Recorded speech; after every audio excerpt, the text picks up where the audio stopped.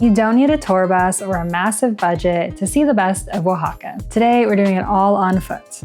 We're going to see a massive museum, a hidden gem art market, and just how incredible Oaxaca's famous chocolate is.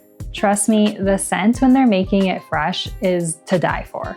This is the perfect day in Oaxaca City, rich in history, packed with art, and filled with the best local approved food.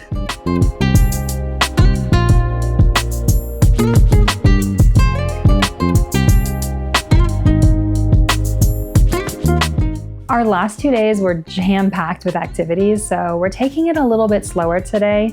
We started off the day walking from our Airbnb in the Jalatraco neighborhood to the Templo de Santo Domingo de Guzman and the Museum of Cultures of Oaxaca. The church is free to enter and worth a quick stop to see the gold-covered walls. Next door, entrance to the museum is 105 pesos for nationals or 210 pesos for foreigners. The museum is massive and you could spend all day exploring. The exhibits are organized by time period, all the way back to like 10,000 BC to the 20th century, and most are relating to the state of Oaxaca. My favorite area had artisan works, especially like the green pottery, since we didn't have time to go see the town where they make this type of pottery. The Jardín Histórico Etnobotánico behind the museum is also free to enter. You do not need a museum ticket, so if you're on a budget, it's a great activity as well.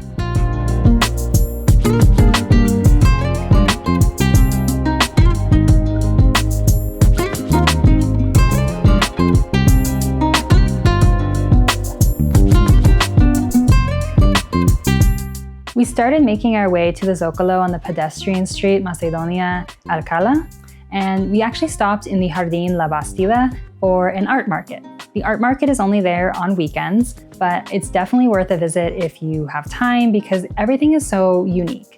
As you start visiting the other touristy spots, a lot of the artisan goods kind of start to seem the same everywhere you go.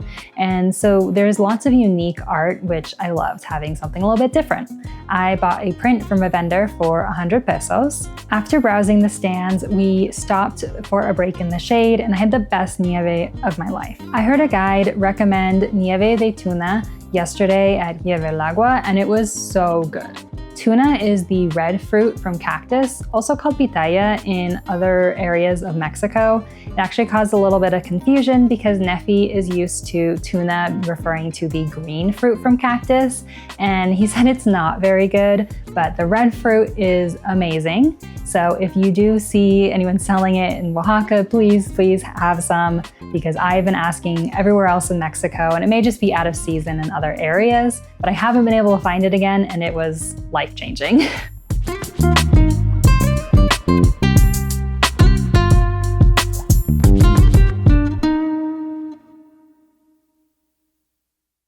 Nefi's mom asked a local about where we should eat lunch, and they recommended chile guajili. They had some good combo deals and traditional Oaxacan food like tlayudas and mole. I had the tlayuda de Tasajo, and Nefi ordered a combo deal with enchiladas. The combo also came with soup, drink, and a dessert, so it was a pretty good deal. The servings were large and we were super full after our meal. It cost about 200 pesos per person or $10. After lunch, we explored the Zocalo a bit and a local student interviewed me for her English class project, which was really fun.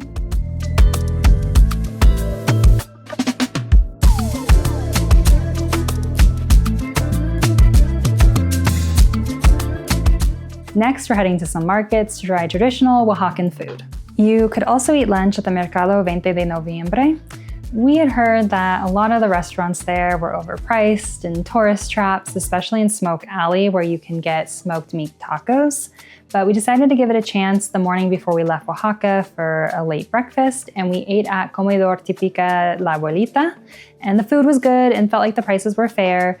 I had a tamal de mole and Nefi had cecina enchilada. It was about the same price as chile guajile, about $9 a person, and I do feel like we got less food. You could pick whichever one interests you the most.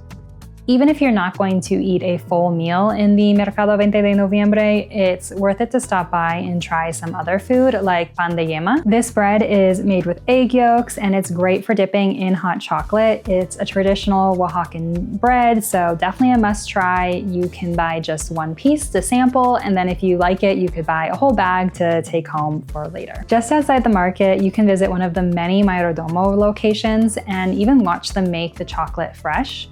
They have different types of chocolate, so you can pick if you want it sweeter or darker chocolate with cinnamon, with almonds, all kinds of choices. And watching them make it fresh is really interesting and it just smells heavenly. So it's only 120 pesos or $6 for about a pound, which is like half a kilo. Once the chocolate hardens, it's basically like a big rock. You can either grate or cut some off to make hot chocolate at home. I even like to just cut a little piece off and eat it how it is. It's really good and makes a great gift as well. Also next to the Mercado 20 de Noviembre is the Mercado Benito Juarez. Benito Juarez is one of Mexico's most famous presidents, and he was from Oaxaca. This market has a lot of artisan stalls. Since we visited a lot of other artisan towns, I didn't feel the need to make a lot of purchases here. I did purchase 2 bowls for 90 pesos. There's lots of pottery, textiles, leather goods, alebrijes, bags, anything you could think of, it's gonna be here. This is a good place to do some shopping and purchase souvenirs if you don't have time to go to other artisan towns or there's something in specific that you're looking for. You should also try a traditional Oaxacan drink that dates back to pre-Hispanic times called Tejate. It's made with maize and cacao, it has a foam on top and is served cold. It's a very unique taste, but definitely worth trying while you're here, and a small serving was 35 pesos.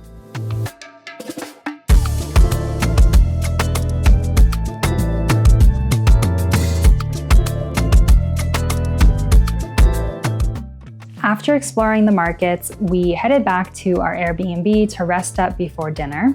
We didn't have to venture far for dinner. We just walked a few blocks to Llano for tacos de Tasajo from Tacos del Llano. Tasajo is a thin, salted steak. There was a huge line for these tacos. We probably waited about 30 minutes, but it was definitely worth it. We paid about $5 per person, and the tacos were amazing. A quick tip, if you wait in line and order and you finish your first order and you're still hungry, you don't have to wait in line again to order. You can just go up to one of the workers and let them know and they'll help you out. I love tacos, and I mean, who doesn't? But this was definitely one of my favorite meals we had in Oaxaca. And that's a wrap on our day in Oaxaca City. We had a great day filled with history, culture, art, and of course, food. Coming up next is our full 3-day Oaxaca itinerary with the cost for this incredible trip. So don't forget to join us next time, and thanks for watching.